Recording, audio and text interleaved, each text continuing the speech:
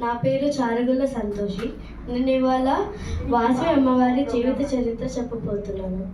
అనగనగా పెనుగొండ అనే ఒక ఊరిలో కుసుమశ్రేష్ఠి ఇంకా కుసుమాంబ అనే ఇద్దరు దంపతులు ఉండేవాళ్ళు.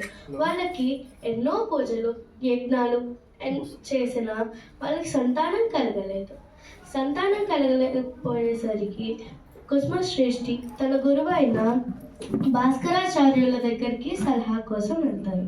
అప్పుడు భాస్కరాచార్యులు ఇలా అంటారు, దశరథ మహారాజు తన సంతానం కోసం పుత్రకామేష్టి యాగం చేస్తారు. అలాగే మీరు కూడా అలా పుత్రకామేష్టి యాగం చేస్తే మీకు కూడా సంతానం కలుగుతుంది అంటారు. కుసుమశ్రేష్ఠి దానికి అంగీకరించి ఒకరోజు పుత్రకామేష్టి యాగం చేపిస్తారు. పుత్రకామేష్టి యాగం జరుగుతుండగా అగ్నిదేవుడు ఒక గిన్నె నిండా పాయసంతో ప్రత్యక్షమవుతారు. అప్పుడు కుసుమశ్రేష్ఠి ఇంకా కుసుమాంబలు ఇలా అడుగుతారు, ఈ పాయసం ఎందుకు తెచ్చారు అని అడగగా అగ్నిదేవుడు చెప్తాడు, ఈ పాయసం తాగితే మీకు కొన్ని వారాల్లోనే సంతానం కలుగుతుంది అని అంటారు. కుసుమశ్రేష్ఠి ఇంకా కుసుమాంబలు ఆ పాయసాన్ని తాగిన కొన్ని వారాలకే వారికి సంతానం కలుగుతుంది. వాళ్ళకి ఇద్దరు కవలలు పుడతారు. వాళ్ళ పేర్లు విరూపాక్షుడు ఇంకా వాసవాంబ. వాసవాంబ ఇంకా విరూపాక్షులు అనేక విద్యలు నేర్చుకొని పెరిగి పెద్ద అవుతారు. అలా విరూపాక్షుడి పెళ్లిలో కొంతమంది ఇలా కుసుమశ్రేష్ఠితో అంటారు, వాసవాంబకి కూడా పెళ్లి జరిపిస్తే బాగుంటుంది, ఎప్పుడు జరిపిస్తారు అని అడుగుతారు. కుసుమశ్రేష్ఠి, నేను ఆలోచించి చెప్తాను, నాకు కొంచెం సమయం కావాలి, నేను ఆలోచించి చెప్తాను అని అంటారు. కుసుమశ్రేష్ఠి అలా ఆలోచిస్తుండగా ఒకరోజు వాసవి అమ్మవారిని విష్ణువర్ధనుడు అనే ఒక రాజు శివాలయంలో వాసవి అమ్మవారిని చూస్తారు. అలా చూసి ప్రేమించి వివాహం చేసుకోవాలనుకుంటారు. ఈ విష్ణువర్ధనుడు అనే రాజు తన దూతను కుసుమశ్రేష్ఠి దగ్గరికి పంపిస్తారు. ఇలా చెప్పిస్తారు అనమాట, మా విష్ణువర్ధనుడు అనే ఒక రాజు మీ వాసవాంబని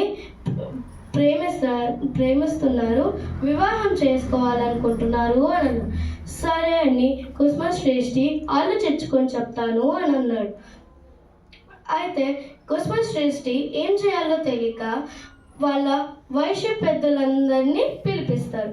ఇలా అడగగా అందులో కొంతమంది అంటారు, అమ్మో విష్ణువర్ధనుడు రాజు చాలా బలవంతుడు, తన దగ్గర ఎంతో ధనం ఉంది, మనం అంగీకరించకపోతే మన ఊరి మీద దండెత్తగలడు అని అంటారు.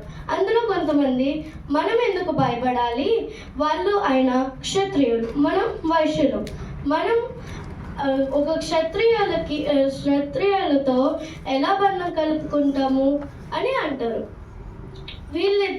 వీళ్ళ మాటలు కుసుమశ్రేష్ఠికి కొంచెం కన్ఫ్యూజన్ ఇచ్చారు.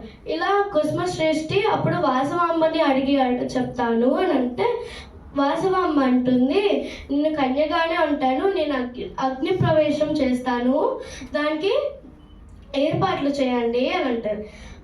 వాసవాంబ